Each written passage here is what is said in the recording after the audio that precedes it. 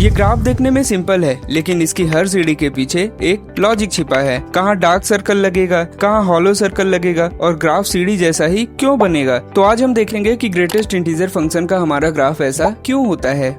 तो हम सबसे पहले देखते हैं कि हमारा ग्रेटेस्ट इंटीजर x का मतलब क्या होता है। तो ग्रेटेस्ट इंटीजर x का मतलब नियरेस्ट स्मॉलेस्ट इंटीग्रल वैल्यू होता है। तो हमें पता है कि यहाँ से greatest integer x equal to अगर n है तो यहाँ से हमारा x ग्रेटर देन और equal to n and less than n+1 होता है। तो अब हम अपना ग्राफ बनाना स्टार्ट करते हैं। तो हमें पता है कि अगर हम ग्रेटेस्ट इंटीजर x के अंदर 0 रखेंगे तो हमारा 0 आंसर आएगा, और फिर उसके बाद अगर हम 0 से लेके 1 तक रखेंगे तो वो वैल्यू हमारा 0 आने वाला है। बट एग्जैक्टली 1 पे हमारा आंसर 1 आता है। फिर उसके बाद हम 1 से लेके 2 तक अपनी वैल्यू रखेंगे तो वहाँ से हमारा आंसर 1 आने वाला है। बट एग्जैक्टली 2 पे हमारा आंसर 2 आता है। फिर उसके बाद 2 से लेकर 3 तक हमारा जो आंसर है वो 2 आता है, बट एग्जैक्टली 3 पे हमारा आंसर 3 आता है। फिर उसके बाद 3 से लेके 4 के बीच में हमारा आंसर 3 आता है, बट एग्जैक्टली 4 पे हमारा आंसर 4 आता है, एंड सो ऑन। हमारा ग्राफ ऐसे ही बढ़ता जाता है। जैसे 4 to 5 के लिए हमारा आंसर 4 है, बट एग्जैक्टली 5 पे हमारा आंसर 5 है। अब हम 0 से कम के लिए देखते हैं। तो हमें पता है कि -1 पे हमारा ग्रेटेस्ट इंटीजर का वैल्यू -1 होता है, और फिर उसके बाद एग्जैक्टली 0 पे हमारा आंसर 0 हो जाता है। और आगे हमें पता है कि -1 पे हमारा आंसर -1 होता है, बट अगर हम -1 से थोड़ा भी वैल्यू अपना छोटा करेंगे तो वहाँ से हमारा आंसर -2 हो जाता है। और -2 पे हमारा आंसर -2 होता है, बट अगर उससे हम थोड़ा भी वैल्यू छोटा करेंगे तो वहाँ से हमारा -3 आंसर आने लगता है, एंड सो ऑन। ऐसे ही हमारा ग्राफ इन्फिनिटी तक बनता है। तो हम ऐसे ही ग्रेटेस्ट इंटीजर फंक्शन का ग्राफ ड्रॉ करते हैं। तो अगर आपको ग्रेटेस्ट इंटीजर फंक्शन का ग्राफ समझ आया तो वीडियो को लाइक करके चैनल को सब्सक्राइब करना ना भूलें।